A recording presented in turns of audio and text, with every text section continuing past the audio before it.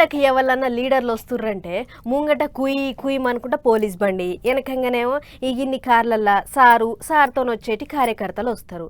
ముందుగానే వెంట ట్రాఫిక్ ఏం లేకుండా చేస్తారు కాబట్టి ఓ దానికి రువ్వడి మీద ఉరికొస్తుంటాయి బండ్లు.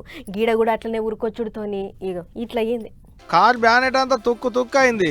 అగో దానెనక ఒకటి, దానెనక మార్లు ఇంకొకటి, అట్లా ఓ దానెనకోటి అన్నట్టు మొత్తం 6 కార్లు గుద్దుకున్నాయి. హెడ్ లైట్ల కాంచి పగిలినాయి. ఇట్ట నీళ్ల మంత్రి ఉత్తమ్ కుమార్ రెడ్డి సార్ కాన్వాయిలున్న కార్లే ఇవన్నీ. సూర్యాపేట జిల్లా పాలకీడు మండలంలో ఉన్న జాన్పాడు దర్గా కాడ ఉల్సు ఉత్సవాలు అవుతుండే కదా, అట్టగా ఉల్సు జాతరకు పోతుండట మంత్రి సారు. ఇక మంత్రి సారు వస్తుండంటే చిన్నగుంటది ఆ కార్యకర్తల సంబరం. తలో కారేసుకొని సార్ వెనక కాన్వాయి కట్టుకొని పోతుండట.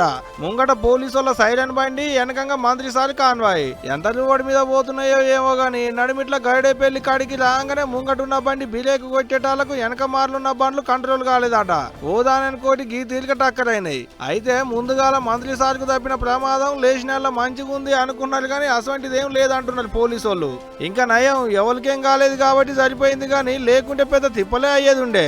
మనుషులకైతే ఏం కాలేదు కానీ బండ్లనైతే రిపేర్ చేయించుకునేటి పనిలో పడ్డారు. మరి రేపటికేంచి గదే బండ్లలో తిరగాలన్నాయా చేసుకోకుంటేట గాని. మరి ముంగడ పోయేటి బండిని నడిపిన ఆయన ఎట్ట నడిపిండో, వెనకంగా వచ్చేటి బండ్లు ఎంత లోడి మీద వచ్చినాయో ఏమో తెలియదు గాని గింత పనైంది.